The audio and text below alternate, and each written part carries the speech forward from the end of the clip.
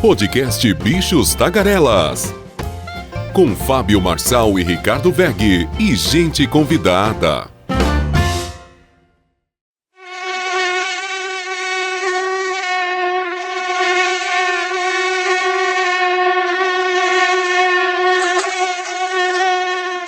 Uma maravilhosa terça-feira para todos, para o Maurício, para o Ricardo e para os nossos queridos ouvintes. Mas olha só, o que está acontecendo aqui em Brasília é criminoso. Vocês sabem que eu não aguento mais o número de mosquitos e de mordidas diárias. E eles estão aqui muito fortes e resistentes a esses detefons da vida. A minha esperança, Ricardo, é o boa noite que a minha mãe usava há 60 anos. O boa noite é aquele espiral verde. Qual a solução? E como estão os mosquitos na sua cidade? Mas vamos às principais manchetes desta terça-feira. População de rua cresce 10 vezes em uma década no Brasil. Meta de fim de lixões no país até 2024 está distante. O remédio que virou febre no Congresso e fez senador perder 29 quilos. Pauta econômica é prioridade do governo no Congresso. São Paulo terá ônibus de graça aos domingos. As manchetes internacionais e Milei vai apresentar o seu plano motosserra. Mas vamos na primeira manchete. A população de rua cresce 10 vezes em uma década no Brasil. O número subiu de 21.934 pessoas em 2013, que aí poderiam tentar resolver o problema, eram apenas não, muita gente, mas 21.934, para 227.087 até agosto de 2003. Segundo análise do IPEA, com dados do CadÚnico, 2 em 3 são negros e 22,5% estão nas ruas há 5 anos. A população em situação de rua, então, cresceu 10 vezes e a principal causa da evasão do lar, apontada por 47,3%, envolve problemas com familiares ou companheiros. Desemprego, citado por 40,5%, alcoolismo ou drogas, 30,4%. Eu acho que muita gente teve vergonha de falar aqui, porque o que a gente vê, o índice de alcoolismo e drogas, ultrapassa esses 30,4%. Perda de moradia, 26,1% são outros motivos principais. Os dados mostram que 69% dos moradores de rua são negros e do total, 22,5% estão nessa condição há mais de 5 anos, sendo que 11,7% já completaram 10 anos de rua. Um número maior, 33,7%, está fora do lar pelo período de até 6 meses. No cadastro único, aponta também que 24% não possuem certidão de nascimento. Ou seja, 24%, que seria mais de 20 mil pessoas, não existem. Elas não possuem certidão, sequer a certidão de nascimento. Entre os adultos, 29% não têm título de eleitor e 24% não possuem carteira de trabalho. Pelo menos 69% dos adultos fazem alguma atividade para ganhar dinheiro, mas só 1% tem emprego com carteira assinada. A evasão escolar é alta, 58%. Então, de acordo com o estudo, a idade média das pessoas nas ruas é de 41 anos, sendo que 57% tem entre 30 e 49 anos. Os jovens entre 18 e 29 anos somam 15%. E aqueles com idade entre 50 e 64 anos corresponde a 22%. Crianças e adolescentes somam 2,5% e idosos 3,4%. Dados lamentáveis que podem ser resolvidos aí com esse programa, né, que o presidente Lula anunciou de R$1 bilhão, mas se pegasse as fraudes do Bolsa Família, 34 bilhões de reais com fraudes no Bolsa Família. Se pegasse esses 34 bilhões, fizesse casa para todo mundo, desse uma vida digna para todo mundo, certamente a gente acabaria com esse enorme número de pessoas, 227 mil pessoas nas ruas do nosso Brasil e a população cada vez crescendo mais. Vamos ver se alguém consegue solucionar isso. Difícil, né? Porque você vê moradores de rua em Paris, em Nova York, Washington, Londres, todas as grandes capitais dos grandes países, né? Das grandes potências mundiais. Podcast Bichos Tagarelas.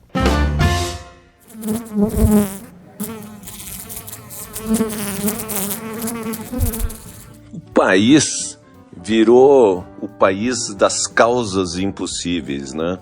A meta do fim dos lixões no país até 2024 está totalmente inviável. E pior que grande parte desses recursos, né, acabam no bolso de corruptos, né, e não chega, né, para a população. O país se encontra estagnado na questão de destinação dos resíduos.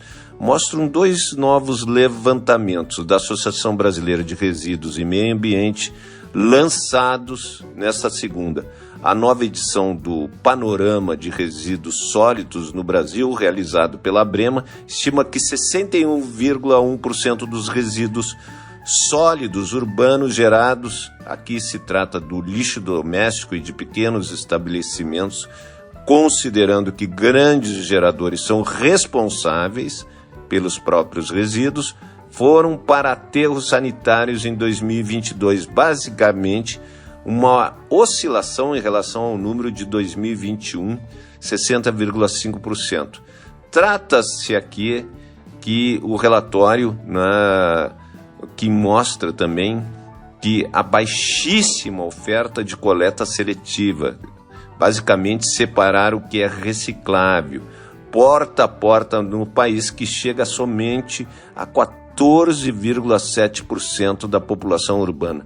Aqui existe uma coleta que eu não considero seletiva, né? Que você deixa tudo separadinho, papelão e tal, e eles passam um carro, atiram tudo lá dentro daquele carro e levam de qualquer jeito. Então, é lamentável que apenas 14,7% na coleta coletiva. Será que na sua cidade existe a coleta seletiva? Né? Soma-se a isso também a baixíssima oferta, né, dessa população. Com isso, a estimativa que é de 28 milhões de toneladas em lixões no Brasil, né? Outras 5 milhões não são coletadas. Então, as que são coletadas, 28 milhões de toneladas. A gente tem que tentar resolver. A Política Nacional de Resíduos Sólidos já está aí, Ricardo, há 13 anos, mas ninguém faz nada, porque o lixo não dá voto, né? É a mesma coisa que o saneamento básico. O saneamento básico não dá voto. Mas os destaques positivos, né, que a gente sempre procura ir para um lado positivo. A coleta do Sudeste, Sul e Centro-Oeste, com respectivamente 98,6%, 97% e 94% dos resíduos sólidos coletados. Então, Centro-Oeste, Sudeste, Sul né, estão bem na foto. Citando os estados do Sul, Maranhão, o presidente da Brema explica que há um destaque para cidades dessa área. Então, é interessante. E com a melhor nota já dentro de uma faixa alta de aderência à política nacional de resíduos, a sua, Ricardo, Florianópolis lidera, né? Então, parabéns aí para Florianópolis. E solucionar isso, eu acho que vai ser, a questão do lixo não vai ser concluída em 2024, como o saneamento básico em 2030. São desafios que passam por recursos e também, infelizmente, passam pela roubalheira. Podcast Bichos Tagarelas. E Brasília, que é a capital do faz de conta, né? E de piadas, né? Tu sabe que virou febre aqui no Congresso um remédio para perder quilos, né? E emagrecer, né? Um novo medicamento para perda de peso ganhou fama no Congresso.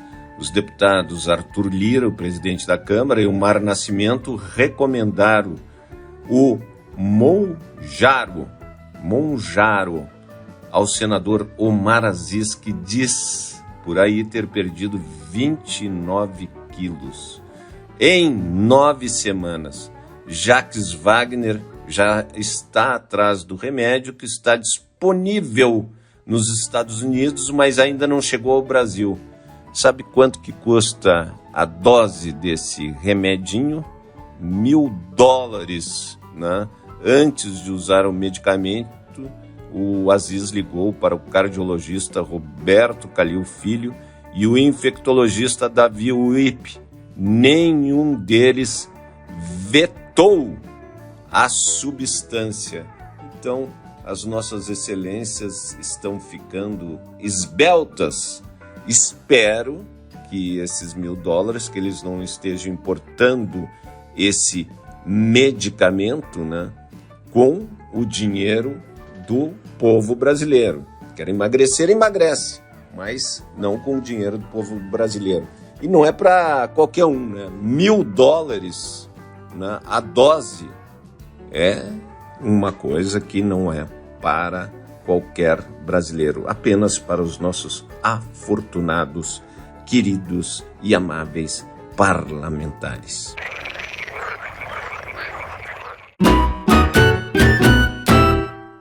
E o governo aposta todas as suas fichas, Ricardo, nestas 2 semanas de Congresso antes de entrar em recesso.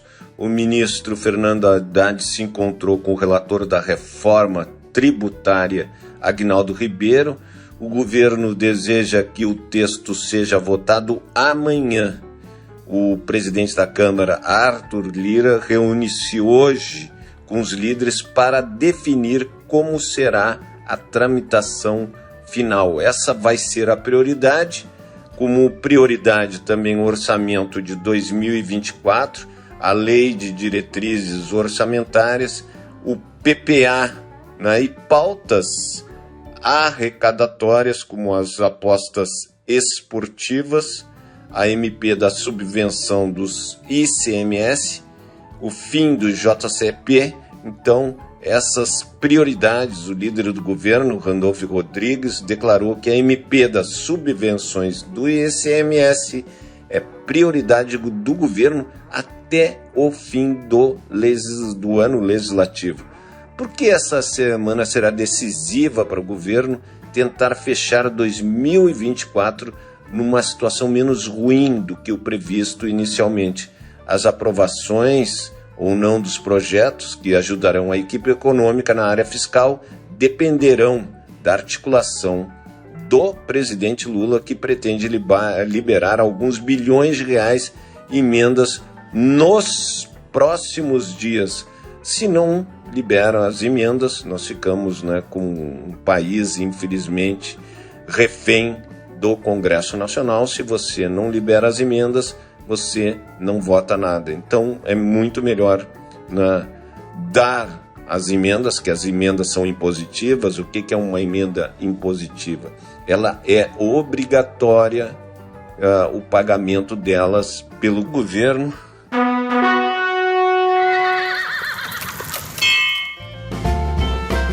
Internacional. Manchetes internacionais. New York Times: Zelensky inicia campanha por ajuda dos Estados Unidos, classificando a inação como vitória para Putin. Washington Post: ex-congressista Jorge Santos, o brasileiro aquele, está em negociações judiciais, dizem autoridades federais. Esse Jorge Santos mentiu para todo mundo lá, que era doutor, que era isso, e não era absolutamente nada, e foi eleito, e foi cassado, e ele está tentando fazer agora um acordo, né, com as autoridades federais. Eu acho que vai acabar sendo preso o ex-congressista, então, Jorge Santos. Wall Street Journal: empresas dos Estados Unidos têm dificuldades em evitar a China. Clarim: preços são descongelados e há alimentos que aumentaram em 100%. Pobre Argentina, hein? 100%. Le Monde: as opções do governo após a Assembleia aprovar rejeição prévia de textos sobre imigração. Le Figaro: Macron tem uma visão negativa da regulamentação europeia da inteligência artificial. Guardian: chefe da OMC insta países a priorizarem subsídios que ajudem a enfrentar a crise climática. Então, eu estou aqui com o chefe da OMC. Se ninguém fizer nada, né, e ajudar os países pobres ou em desenvolvimento, no caso do Brasil, a situação vai ficar muito ruim. União Europeia, no Financial Times: União Europeia explora financiamento para a Ucrânia fora do orçamento partilhado do bloco. Uma situação ali, né, que a Ucrânia, o Zelensky está pedindo dinheiro para todo mundo para tentar ter recursos para o combate para a guerra contra a Rússia. Mas o que se vê é que está faltando combatentes, né, e estão faltando recursos e armamentos para a Ucrânia. Novos ataques lá no sul de Gaza, né? Agora os palestinos estão passando fome. O que está ocorrendo ali é uma coisa muito triste, porque as agências de ajudas internacionais afirmaram que a população de Gaza está passando fome. Isso, passando fome. E a Casa Branca investiga relatos de uso de bombas de fósforo branco altamente incendiárias por Israel em ataques ao Líbano. Segundo o porta-voz John Kirby, a arma só deve ser usada com propósitos legítimos. Lembrando que 19.419 pessoas morreram. Crianças palestinas, 7.792. De Israel, 0. Adultos, 10.480. Israel, 1.147. Então, essa questão aí, crianças, 7.792, duas crianças, isso não é guerra, isso é um genocídio.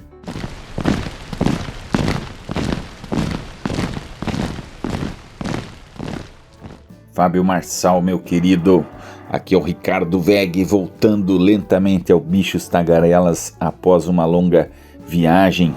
Fábio Marçal, é o seguinte, uma boa notícia aí para o comércio, para a indústria. A Honda, não é, aquela fábrica de motos, aquela marca de motos, apresentou um crescimento exponencial esse ano, não é, com uma estimativa aí de 1,2 milhão de motocicletas licenciadas agora em 2003.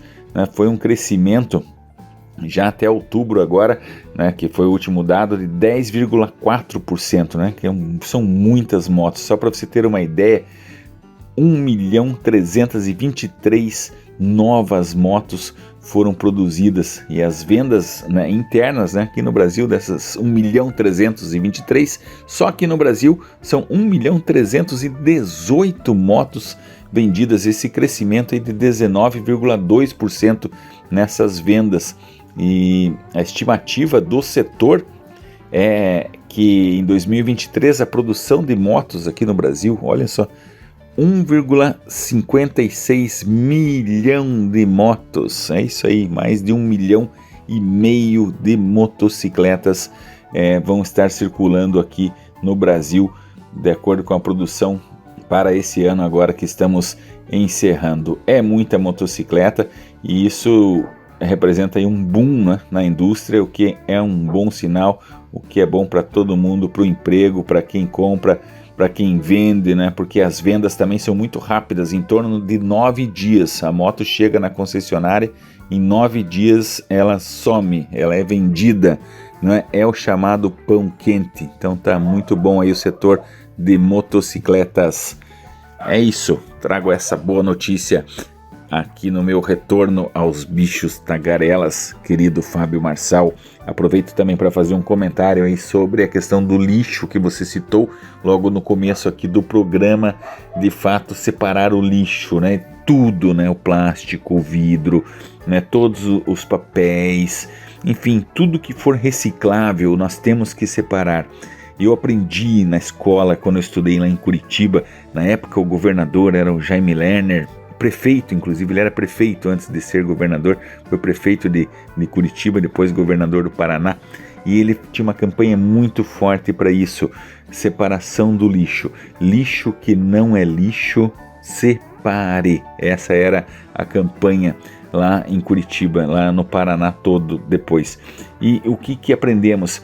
Começar a reciclar o lixo reutilizando nós mesmos o lixo, né? Embalagens.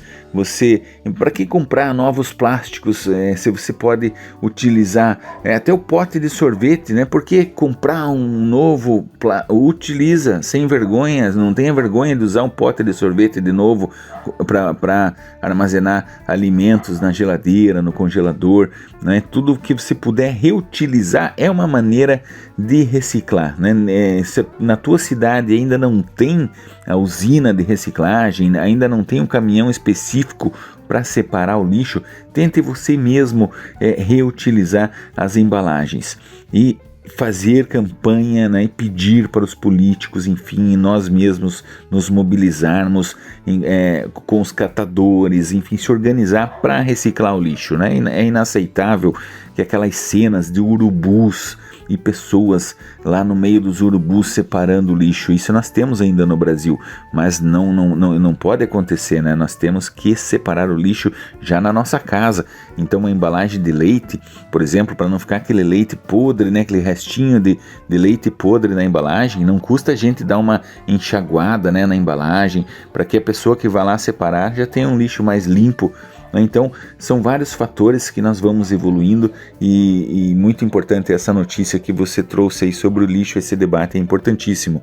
Fábio Marçal, muito obrigado aí por você ter me substituído completamente aí no Bichos Tagarelas, e a partir de amanhã a gente volta ainda com mais vontade e animação. Fiquem com Deus, até amanhã. Podcast Bichos Tagarelas. E o Bichos Tagarelas vai antecipar os principais, né, pontos do plano motosserra do presidente Milei argentino.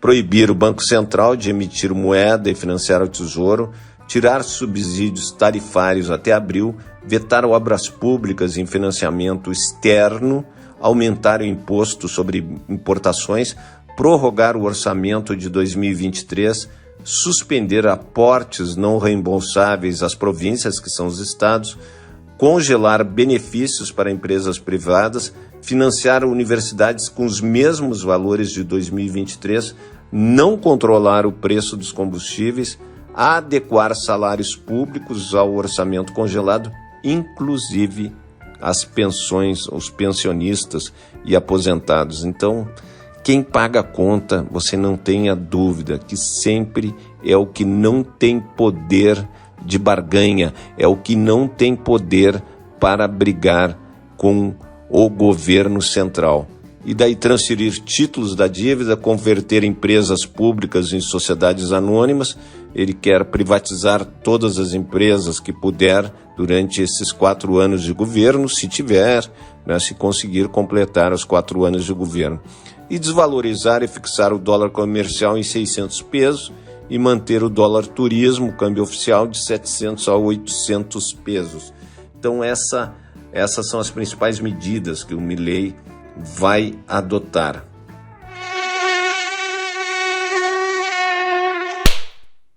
E agora eu gostaria de dar um maravilhoso dia para todos os nossos queridos ouvintes e até amanhã, dia 13 de dezembro de 2023, onde teremos mais um programa Bichos Tagarelas. Você ouviu o podcast Bichos Tagarelas com Fábio Marçal, Ricardo Weg e gente convidada.